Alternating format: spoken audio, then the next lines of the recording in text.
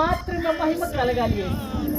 ఎన్ని ఆటంకాలు వచ్చినప్పటికీ తప్పించి ఈరోజు నిలబెట్టుకునే దేవా, మాట ఇచ్చి నెరవేర్చేది ఇచ్చిన అధికారముకు నూనె నాయ ఔషధిగా మార్చి తండ్రి కుమర పరిశుద్ధాత్మ నామమున వీటి మీదకి ప్రభా అభిషేకిస్తున్నాం.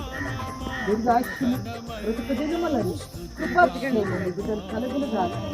ఎల్లప్పుడూ బిడ్డలతో నడిపించమని ఇప్పుడు వీళ్ళు ప్రతిష్టత చేస్తుండగా మీరు మాత్రం అయిపోండమని యేసు నామములో ప్రార్థన చేసుకున్నామని.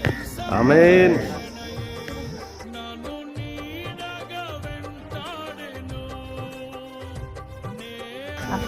పరిశుద్ధాత్మ నామములో ప్రతిష్ఠిస్తున్నాము. ఆమేన్. ప్రజలు చెప్పండి కూడా గట్టిగా.